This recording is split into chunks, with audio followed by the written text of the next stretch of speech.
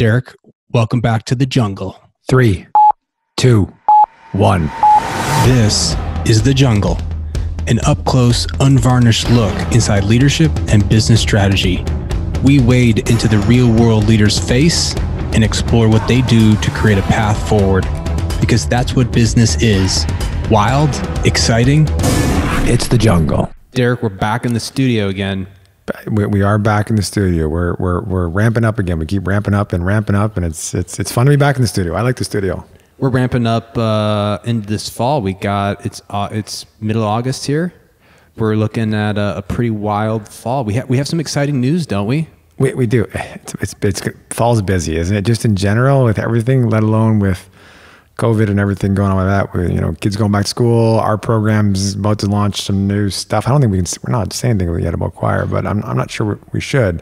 It's not news yet. Well, we're gonna have some news. I mean, for all those listeners out there, not only do we teach a great undergraduate program called LBS, but we have a great graduate course, experienced professional course that we're going to be focusing on helping people buy companies. Yep. And we got some really incredible news that we're going to be announcing around that, are we not? Soon. Can't share it yet, though. Can't share it yet. I'm excited. It fall's busy enough now. We're launching a bunch of new stuff again. Makes life exciting. I think it's gonna bring some great recognition to the program, to the great Haworth College of Business, to our community. So it will make for a crazy fall. Yep. Everyone should stay tuned for that.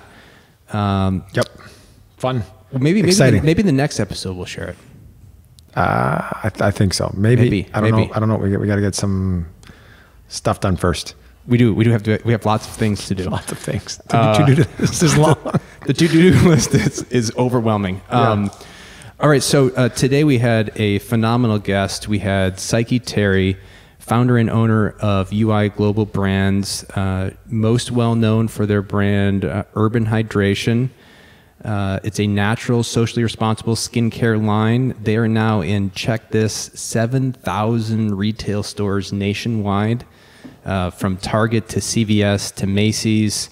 Phenomenal company. They give back as a part of their business model. In addition to that, Psyche is also a proud alumni of our great Haworth College of Business. Got to know Psyche last year at the Night of Excellence. We had our wine actually served at that event. Bronconess was served at Night of Excellence. I think Psyche and I were talking about the wine when we were sitting there. That was the point of the introduction. Yeah. I think. Go WMU Haworth. There you go. I mean, that's right. It's got some great alumni out there. So a really great guest. Had some really great insights around skincare and retail.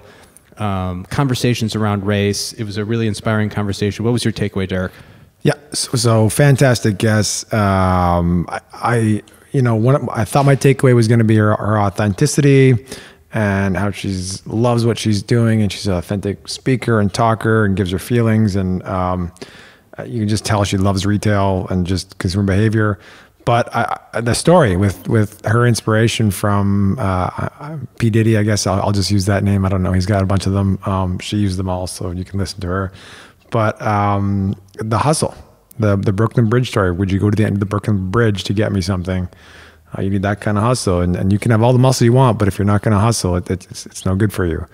And she just kind of says we have to have that kind of hustle, and we tell our students this. A little bit of hustle goes a long way. You don't have to know everything, but if you're willing to learn and hustle, that's a separator for people. And I wish more people understood that, but. Yeah, it's getting after it, right? We talk about getting after it, and that was a great story. Great story. Yeah, faster and get after it are two things you always say to all our students nonstop. But I think it's good for them to learn. Yeah, that's a good one. What's yours? The one I had, it was so clear to me. So I know that there are a lot of people out there. There are leaders out there, employees, managers that are just getting tired, and it's every day. It's a new crisis, and it's a new obstacle, and I know my wife and I have been talking about just the constant challenges that this situation can face. And so my question to her was, what is the thing that keeps you going? And she said responsibility. That at the end of the day, recognizing who you're responsible to and what you're responsible for, something beyond you, is a source of inspiration, something to keep you going when things can get hard. And I think that's really important to remember. That can be your kids, it can be your employees, your customers, but there's somebody out there that's counting on you, and being responsible for that can be a great source of meaning and inspiration when times get hard. So that was my takeaway. Yeah, and she said customers first. Their customers are counting on her. So, and they'd be angry. Yeah, I thought that was a very good motivation, inspiration, good point of view on business, right? Yep. Customers, you're there to delight customers. So we hope everybody enjoys this conversation with Psyche Terry. The Jungle is produced by the Center for Principled Leadership and Business Strategy in Western Michigan University's Haworth College of Business. Our center supports the Leadership and Business Strategy major, conducts large-scale consulting projects, and trains professionals in acquiring and operating small businesses. To learn more, visit wmich.edu/leadership center. 3, 2, 1. Psyche Terry, welcome to the Jungle. Oh, thank you. What a fantastic welcome. I'm loving the background here. I think this is the best background of any guest that we have had on the podcast. For those who aren't seeing this, we have all these beautiful products, nicely lit. Where are you coming to us from? Are you down in Dallas still? Yes, I'm in Texas. It's very hot. How's the weather? It is 105, probably. Ooh, that's hot. That Michigan would not survive that. My Canadian Michigan skin would overheat. So where exactly are you? Is this one of your stores, office? What's the background? This is my showroom / office / headquarters / where we bring the kids if we have to do online learning / lunch. It's everything these days. They all just kind of blur together, right? It's home, it's family. Yeah. It's work, it's all of it. Entrepreneur, it's everything. That's right. Well, Psyche and I, we got to get to, we sat at a table together at Night of Excellence. Yes. At Western. We got to get to know one another. Psyche runs a great business, a founder and owner. How do you describe you, Chief Inspiration Officer? How do you describe your role right now?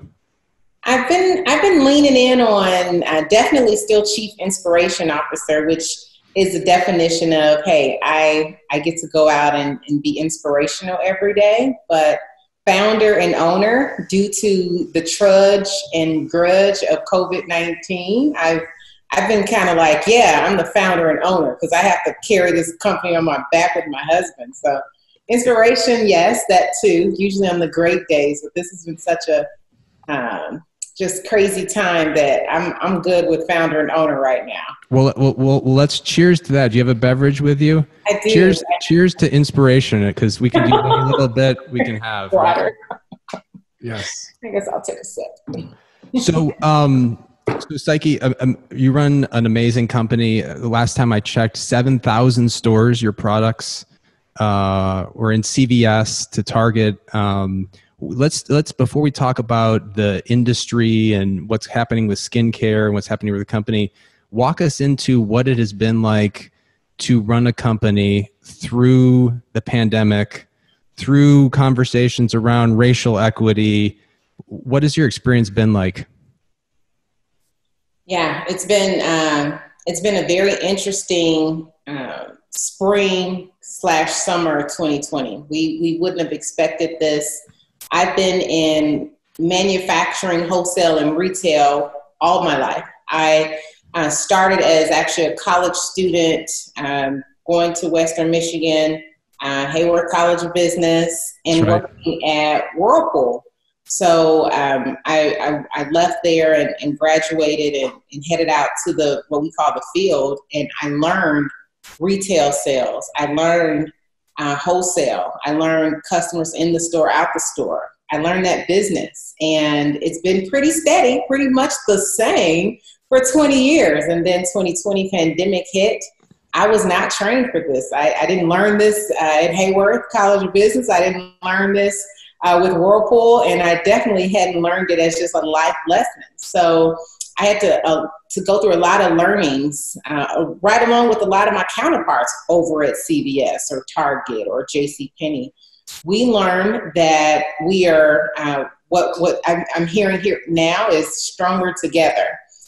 So we've been supporting each other through furloughs, layoffs, contracts shifted or contract terms extended. or, just today, warehousing, getting goods into warehouses, the timings are different than they normally are, meaning we get product to your store's floors at a different rate and time than we normally could, or just customer foot traffic.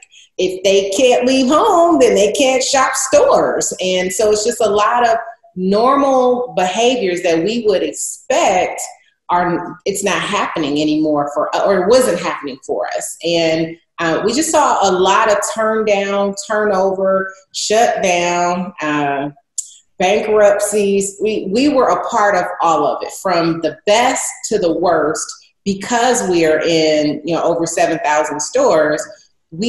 Our brand felt a little bit of all of the entire retail issue, and that's from pandemic as well as from George Floyd or Black Lives Matter, or we only want to, we had days where we wake up and we say, don't post anything on social media, let's just hear what our marketplace is saying so we can be responsive to that. Where we would normally, just like any other brand, we have a full line of what we're going to say, because this is what we say, this is who we are. We had an entire month where we were day to day, moment to moment, responsive. I wouldn't say reactive, but more responsive to our customer base, to their feelings, to America, to its feelings. It's been quite interesting. What would you, I was looking at an interview that you had, and you used the phrase that COVID-19 took us to school. This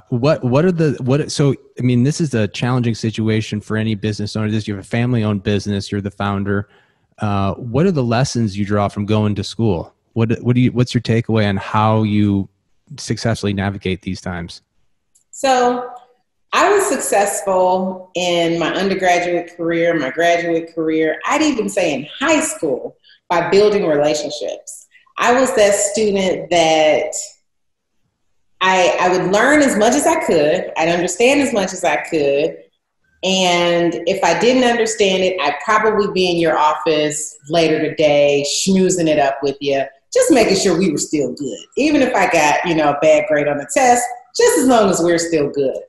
COVID-19 reminded me of that behavior of, hey, this is what you're good at. You're good at relationship building.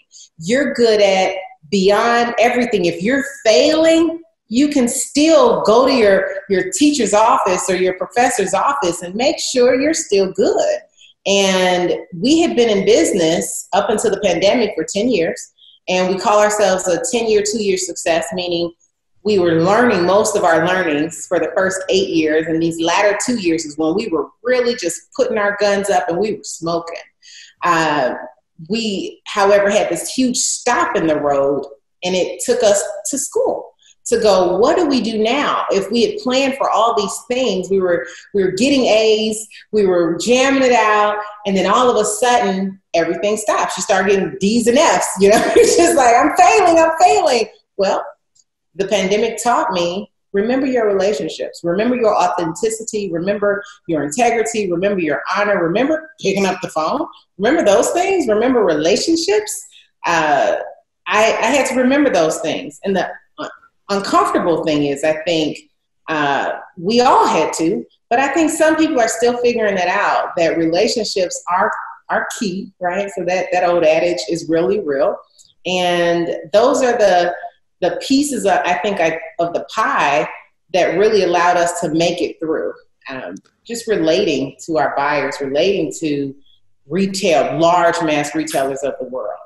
So let's talk a little bit about there and your products, because you mentioned retail, and it seems every time you read the news, there's another retail going bankrupt, retail front. Can you tell us specifically in retail what that's been like? Are you seeing shifting in trends?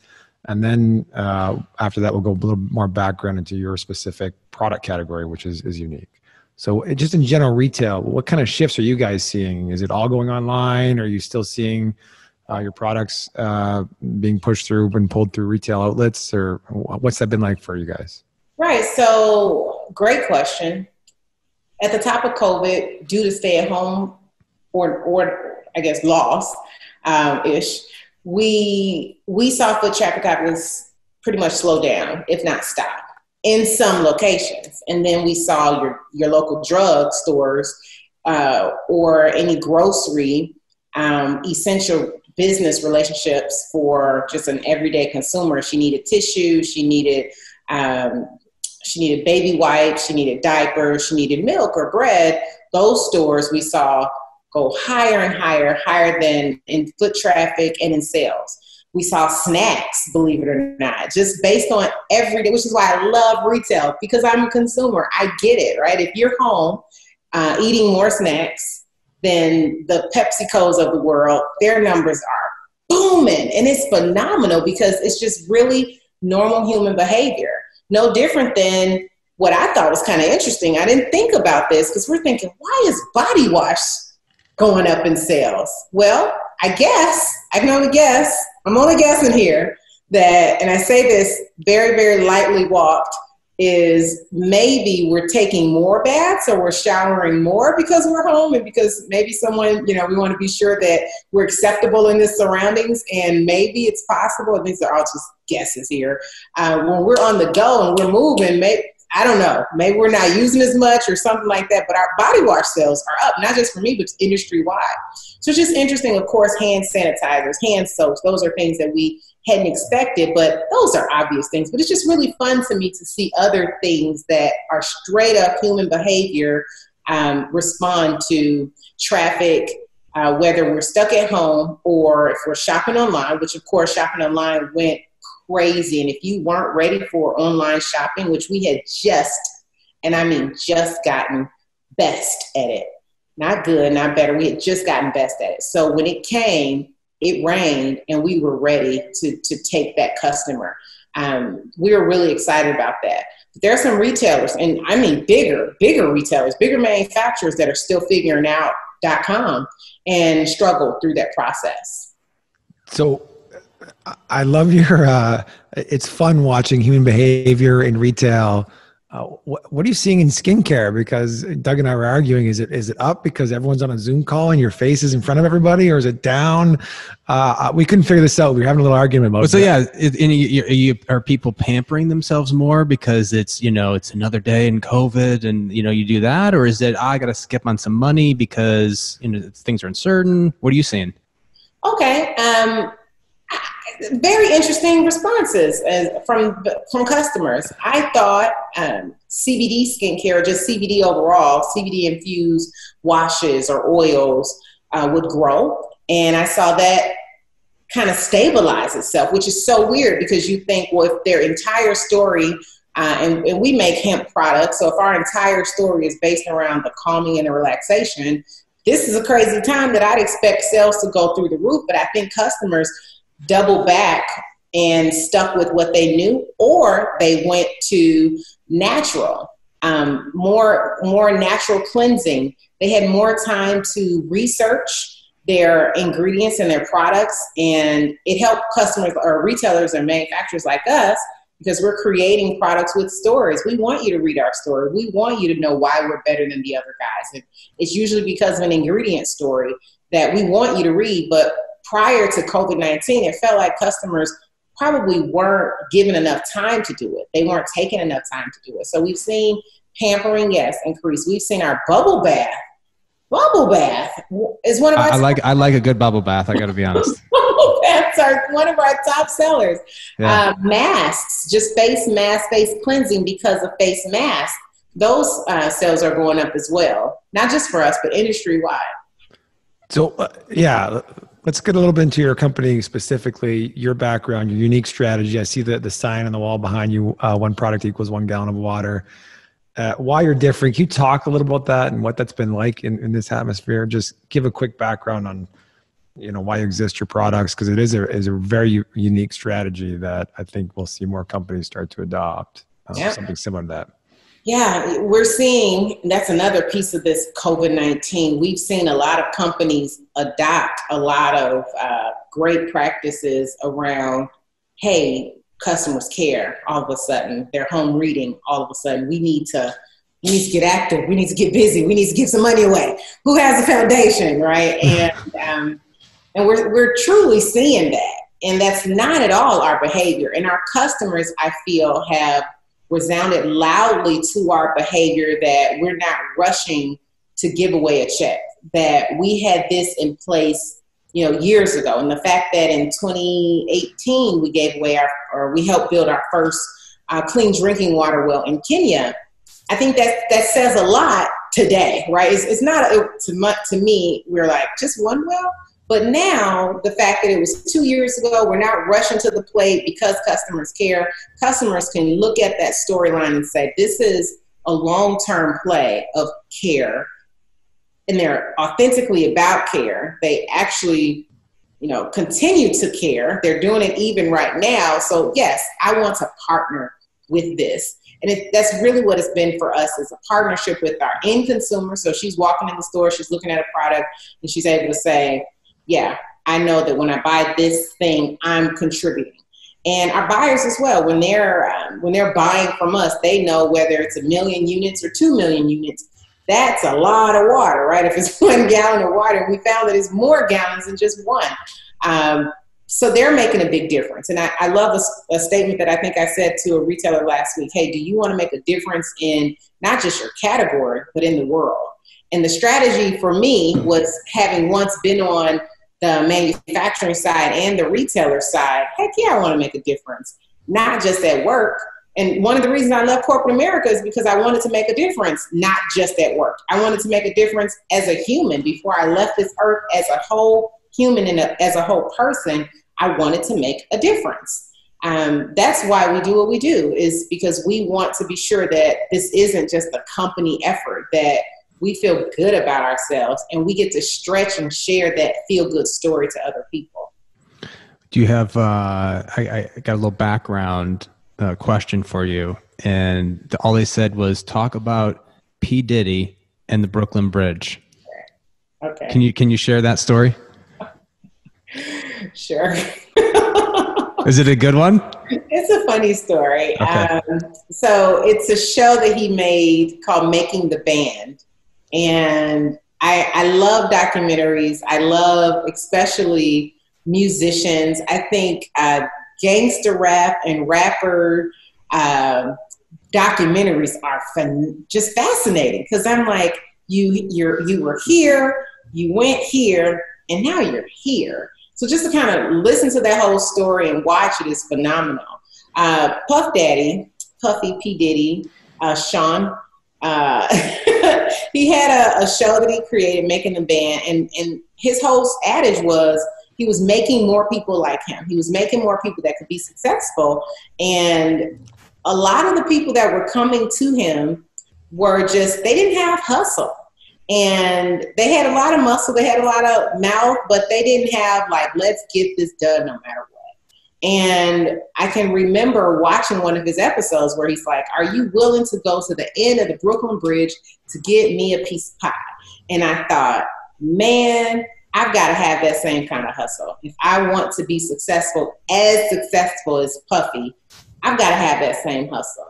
And I remember leaning over and nudging my husband we got to have that hustle. We've got to do this if we want to be successful, because when we started the company, we didn't want to just have this hobby. We wanted to make a difference. We wanted a multi-million-dollar enterprise, if not billion-dollar enterprise. So we knew that we had to change our employee behavior to more of an employer behavior. And it was going to take a lot of work. We talk about getting after it in our program, that the importance of just being hungry to actually not the talking, but the doing and getting the result. Kind of related to that in your description as chief inspiration, how are you inspiring and leading people? I mean, I'm hearing a lot of folks say, I'm tired. The day after day of all of the events and everything. How are you motivating, inspiring, keeping people to keep getting after it? Yeah. So I think what keeps me inspired and keeps my husband inspired is what we use as motivation to help keep others inspired. And that truly is why we do what we do every day. And it's two reasons. First off, because our customers, I kind of, at this stage in my career with Urban Hydration, I feel like if I just went and hid underneath my bed, which I've had some days where I'm just, actually I was in the bubble bath where I'm just like, doors closed, don't ask, right? So if I just stayed in there, wrinkly skin and all, for the rest of my life, I have a lot of angry customers. I mean angry, and I mean mad, because they want new innovation. They want to hear from me. They want to know that they're doing it right, or they want to hear more about their best friend and creator of this product. So just being inspired by their excitement for this brand of product that's natural and that gives back.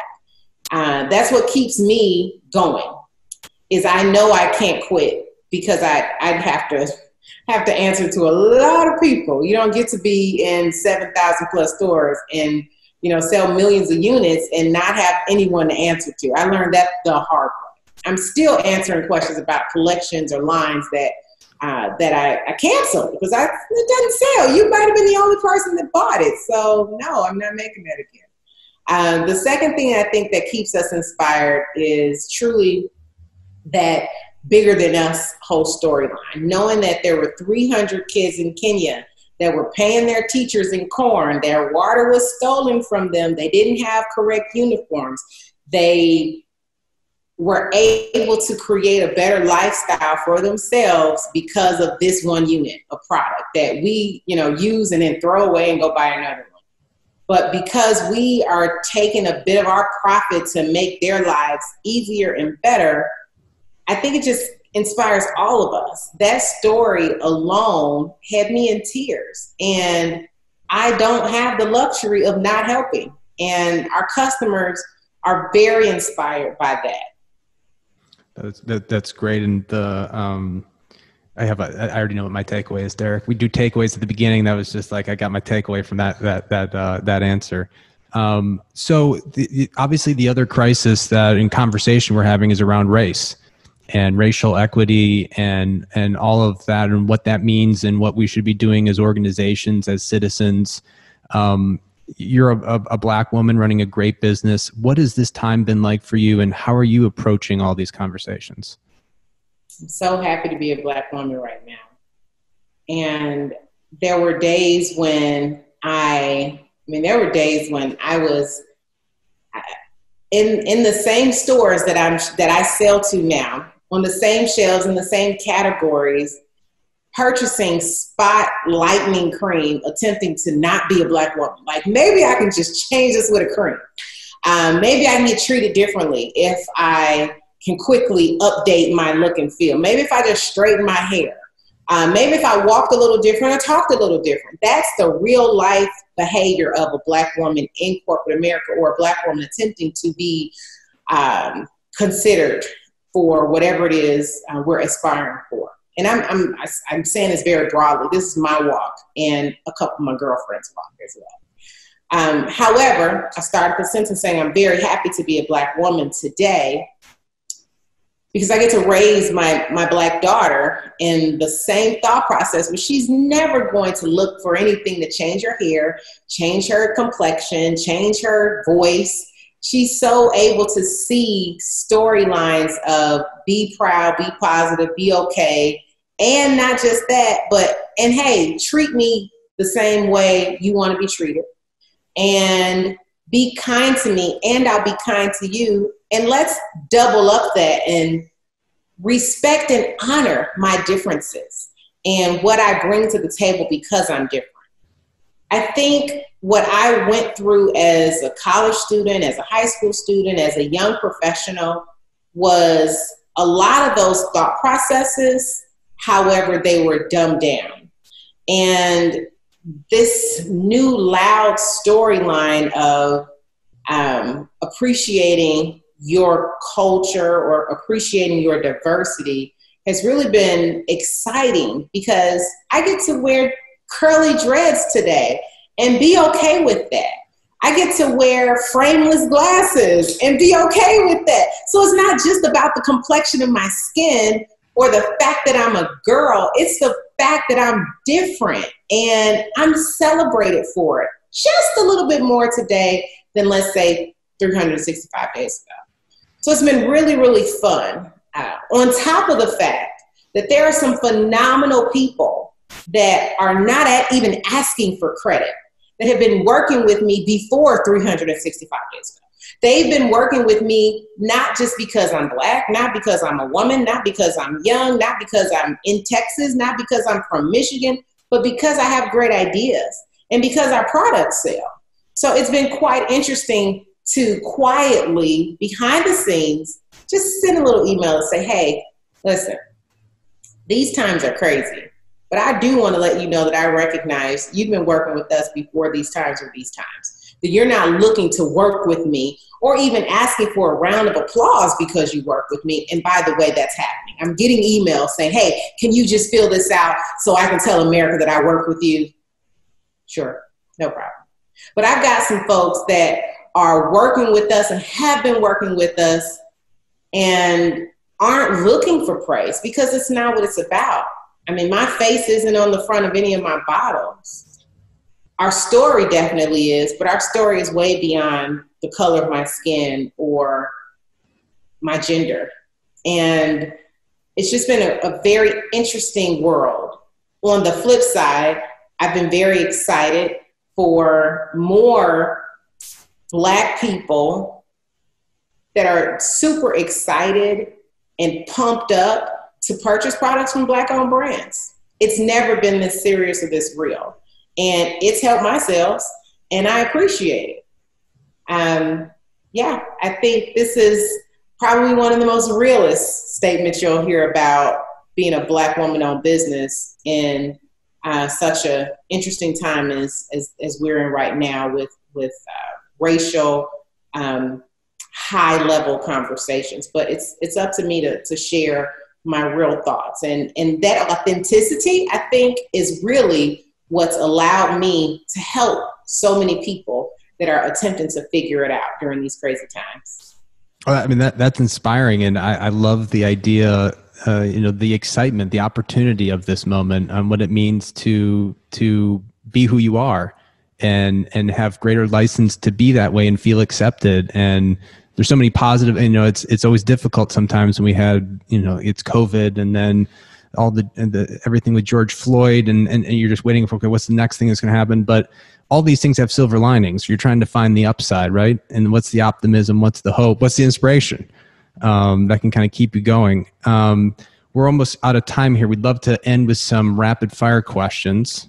Okay. These are like one-word answers. Did you listen to the podcast before? So do you listen to any of the other episodes? One other one. Yeah. Okay, so maybe you're a little bit prepped, but okay. I'm not going to answer any way anyone else did. Okay, good. Okay, I switched them up just in case. They're pretty powerful people, by the way, that you've interviewed. So I'm honored to be on here. Oh no, this is terrific. Ready to go?